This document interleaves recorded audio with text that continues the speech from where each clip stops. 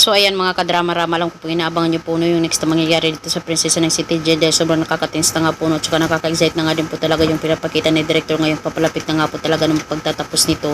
At alam naman po natin mga kadrama na hanggang ngayon talaga ipinapaikot pa rin talaga ni Miss Divina yung ulo nga po talaga ni Dado at saka nila Princess at saka nila Charlene, dahil alam naman po talaga nilang dalawang mag-ina na mag-ina nga po talaga sila mga kadrama. At dahil nga po talaga dito mga kadrama, hindi naman po talaga yun may tatago ng matagal, yung sekreto talaga nila, sisingaw at sisingaw pa rin talaga yun. At alam naman po natin mga kadrama kung gaano nga po talaga kaklose itong si Miss Divina at saka itong si Libby. At alam naman po natin mga kadrama na babaliktad po talaga yung mundo nila pag nalaman po talaga ni Sonia yung katotohanan about dito sa kanilang dalawa na sila pala yung mag-ina at hindi pala apo ni Sonia itong si Libby. At sasabihin dito ni Sonia na kayo pala ang masama, mga sinungaling at kriminal, makukulong kayong mag-ina, diba?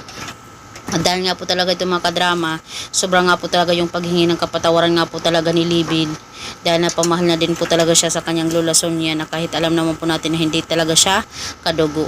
At alam naman po natin mga kadrama na itong si Divina ay makukulong po talaga siya sa kanyang mga kasalanan, dahil pati itong si Libby na anak niya ay talagang dinamay pa niya sa kanyang mga kalukuhang ginawa. At dahil nga po talaga dito mga kadrama, wala na nga po talagang kawala itong si Miss Divina, kundi harapin na lang po talaga itong si Sonia.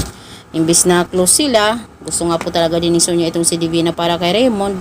Pero dahil sa kanyang mga nagawang kasamaan, talagang magiging masama din talaga yung pagtingin talaga ni Sonia dito kay Miss Divina. Kaya wala na po talaga siyang magagawa, kundi harapin na lang po talaga yung mga kasalanan na nagawa niya.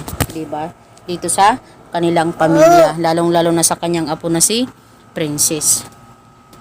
Kaya mga kadrama, abangan na lang po natin yung next na mangyayari dito, dahil guguho po talaga yung mundo ni Miss Divina at saka itong si Libby. Talagang pagsisisihan din talaga ni Libby bakit siya kumampi pa talaga dito sa kanyang ina na wala naman talagang ibang nagawa po kundi puro kasamaan. So yun lang po mga kadrama, abangan na lang po natin. Don't forget to please like, share, and subscribe my channel para sa susunod na videos ma-update ko po kayo. Thank you so much for watching. Bye!